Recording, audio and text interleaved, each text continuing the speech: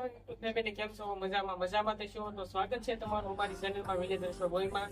આજની આપણી રેસીપી છે પાપડનો શાકની. તો વિડીયોમાં બન્યા ચાલો આપણે શરૂઆત કરીએ રેસીપી. આપણે મસાલા પાપડનું શાક બનાવવા માટે આપણે લીલું લસણ, ટમેટા, કોથમરી લીધું છે. આપણે હવે પેલા ટમેટા કટિંગ કરી નાખશું.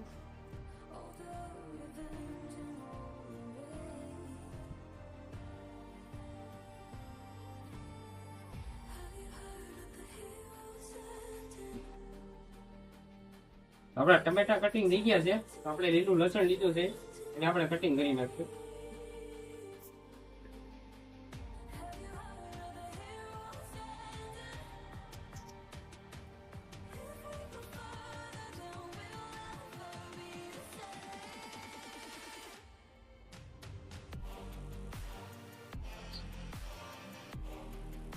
તો આપણું લસણ કટિંગ થઈ ગયું છે.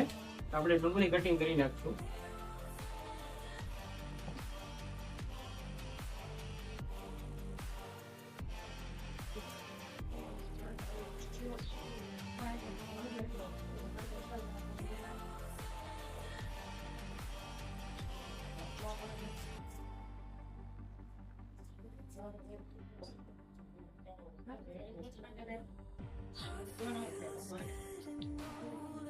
તો આપણે ડુંગળી કટિંગ થઈ ગઈ છે.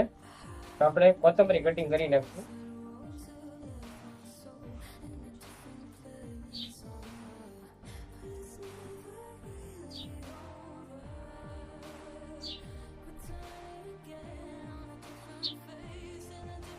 બધી શાકભાજી કટિંગ થઈ ગયું છે જે આપણે મસાલા પાપડના શાકમાં ઉપયોગ કરવાનો છે.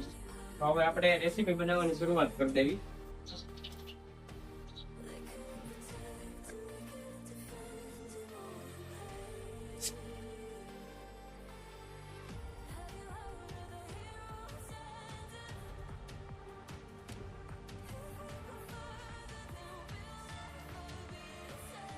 આપણે જરૂરિયાત પ્રમાણે પેલા તેલ એડ કરી દેવું.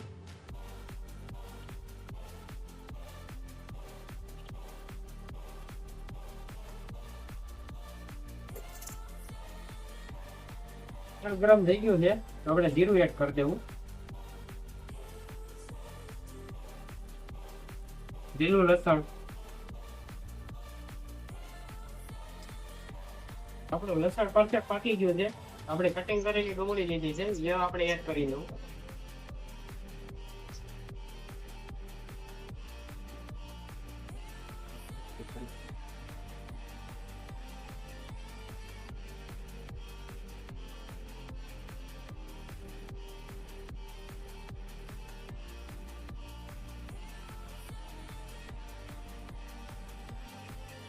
ડુંગળી પરફેક્ટ પાકી ગઈ છે.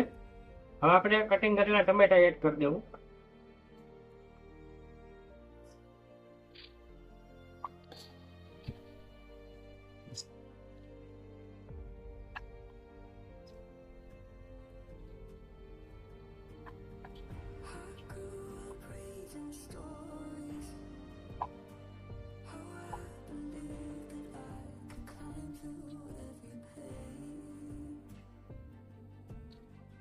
ડુંગળી, ટમેટા અને લસણ પાકી ગયું છે તો આપણે સ્વાદ અનુસાર નિમક એડ કરી દેવું. હળદર પાવડર, કાશ્મીરી લાલ મરચું,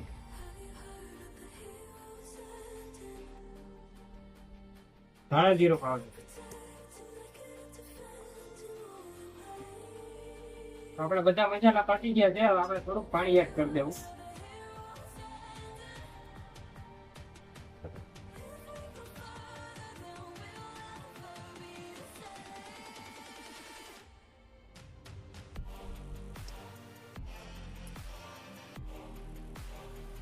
આપણી ગ્રેવી કમ્પ્લીટ થઈ ગઈ છે. તો હવે આપણે પાપડ એડ કરી દેવું. આપણે હવે મિક્સ કરી નાખશું. શાક કમ્પ્લીટ થઈ ગયું છે તો આપણે લીલા ધાણા એડ કરી દેવું. હવે આપણે મિક્સ કરી નાખશું. તો ફાઇનલી મિત્રો આપણું મસાલા પાપડનું શાક બનીને કમ્પ્લીટ થઈ ગયું છે. તમે જોઈ શકો છો. આ વિડીયો તમને ગમે તો લાઈક, શેર અને સબસ્ક્રાઇબ કરવાનું ભૂલતા નહીં. ફરી પાછા મળ્યા નવા વિડીયોમાં અને નવા અંદાજ સાથે.